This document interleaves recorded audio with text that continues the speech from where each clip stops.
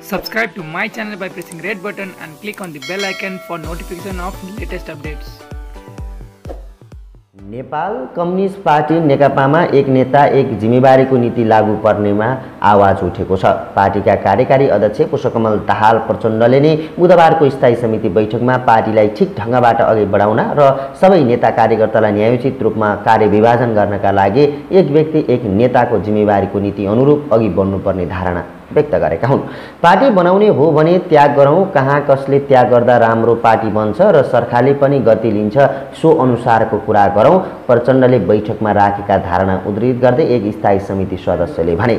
यसअघि पनि यो विषय प्रचण्ड र पूर्व प्रधानमन्त्री माधव नेपाल पक्षले उठाएको थियो। सो नीति लागू भएमा प्रधानमन्त्री तथा पार्टी अध्यक्ष केपी शर्मा ओलीले दुई मध्ये एक पद छाड्नुपर्ने हुन्छ।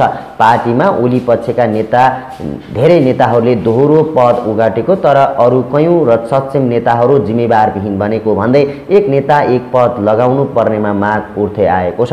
ओली निकट मुख्यमन्त्रीहरू शंकर पोखरेल, पृथ्वी सुब्बा गुरुङ लगायतको पार्टीमा पनि महत्त्वपूर्ण जिम्मेवारी लिँदै आएका छन्। सो बैठकमा प्रचण्डले पार्टी एकता हुँदाका बखत दुवै अध्यक्षले सरकारको आलो पालो नेतृत्व गर्ने भनी गरिएको सहमति छाडेर आफूले त्याग गरे पनि सो अनुसार प्रधानमन्त्री ओलीले पार्टीमा आफूलाई सहमति अनुसार भूमिका नदिएको बताएका थिए। बैठकमा औपचारिक रूपमा दुई अध्यक्षले मात्र धारणा राखेको भए पनि वरिष्ठ नेता माधव कुमार नेपालले समेत ओलीले धारणा राख्दै बीचैमा उनलाई हस्तक्षेप गरी आफ्नो मात्रै बढी उखान बखान नगर्न भनेका थिए।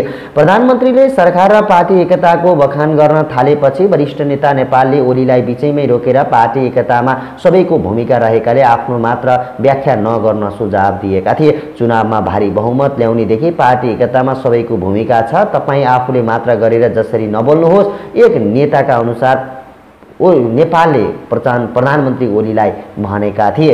सत्तारूढ नेकपाले संसदमा पुगेको अख्तियार दुरुपयोग अनुसन्धान आयोग ऐन संशोधन गर्ने विधेयक अहिलेलाई अघि नबढाउने निर्णय पनि गरेको छ। संसदको उपल्लो सदन राष्ट्रिय सभामा पुगेको सो विधेयकको सर्वत्र विरोध भएपछि सत्तारूढ दलले पनि त्यसलाई हाललाई रोक्ने निर्णय गरेको हो। नेताहरूले बुधबार बसेको पार्टीको स्थायी कमिटी बैठकमा सो विधेयक अहिलेलाई अघि नबढाइने जानकारी दिएको छ। अख्तियार सम्बन्धी विधेयक स्थगित गर्ने कुरा बैठकमा प्रचण्डले सुनाउनु भएको हो, स्थायी समिति सदस्य हरिबोल गजुरेलले भने। उहाँले सो विधेयक तत्काल अघि नबढाउन बताउनु भयो। अध्यक्षले सुनाएपछि निर्णय नै होला। सो बैठकको एजेन्डा तय गर्ने बेलामा नेता जनार्दन शर्माले सचिवालयको औचित्य नभएको भन्दै खारेज गर्ने एजेन्डा बनाउनु पर्ने समेत आवाज उठाएका थिए। एजेन्डाका विषयमा बहस हुने क्रममा उहाँले सचिवालयको औचित्य नभएकाले त्यसको आवश्यकता नभएको धारणा राख्नु भएको हो, एक सदस्यले भने। शर्माले सचिवालयले कुनै निर्णय पनि गर्न नसकेको हुँदा त्यसको कुनै आवश्यकता नरहेको बताएका थिए।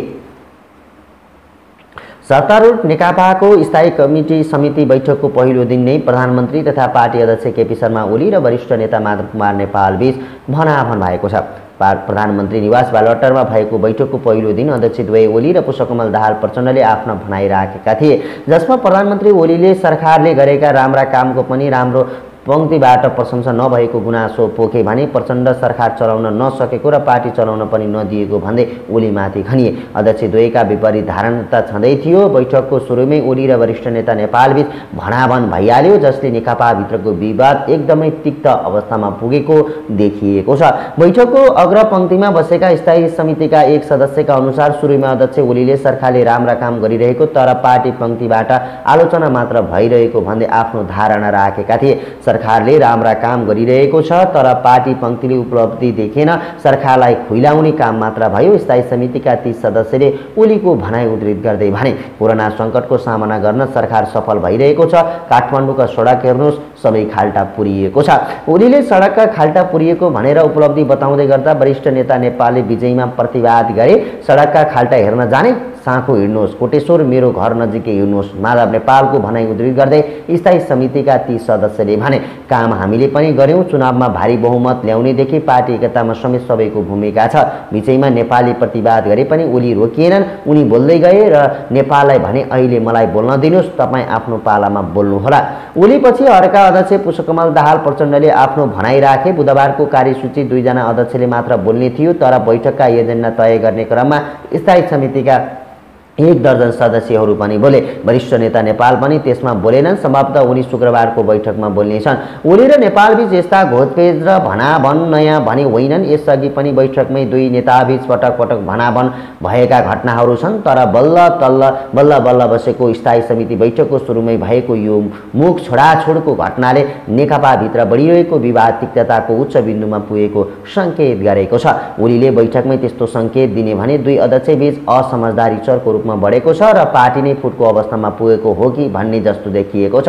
अर्का अध्यक्ष प्रचण्डको भनाइ पनि त्यस्तै रहेको थियो। प्रचण्डले पार्टी एकता हुँदा सरकार र पार्टीको नेतृत्व आधा समय गर्ने लिखित सहमति ओलीले गरेको, तर पछि त्यो छोडेर आफूले गल्ती गरेको महसुस भएको बताएका थिए। आधा कार्यकालको कुरा छाडेपछि अहङ्कार बढेको देखियो, अविश्वासको वातावरण भयो। प्रचण्डले ओलीतिरै सङ्केत गर्दै भने त्यसरी छोड्नु, पार्टी एकता गर्नु पनि गल्ती गरियो कि क्या हो भन्ने अवस्था पनि आयो। दुवै पार्टीका पूर्व सञ्चार संरचना भत्काएर आएकाले पछाडि फर्किने ठाउँ नरहेको भन्दै प्रचण्डले अब त्याग गर्नुपर्ने भनाइ राखे। प्रचण्ड निकट स्थायी समितिका एकजना नेताका अनुसार त्याग गर्नुपर्छ भनेर प्रचण्डले एक व्यक्ति एक पदको कुरा उठाएका हुन्, जसको सङ्केत ओलीले प्रधानमन्त्री वा पार्टी अध्यक्ष मध्ये एक पद छोड्नुपर्ने भन्ने नै रहेको छ। ओलीले सरकार पनि ठिकसँग चलाउन सकेनन्, पार्टी पनि चलाउन दिएनन् भन्ने प्रचण्डको भनाइको सार हो, ती नेताले अर्थाएका छन्।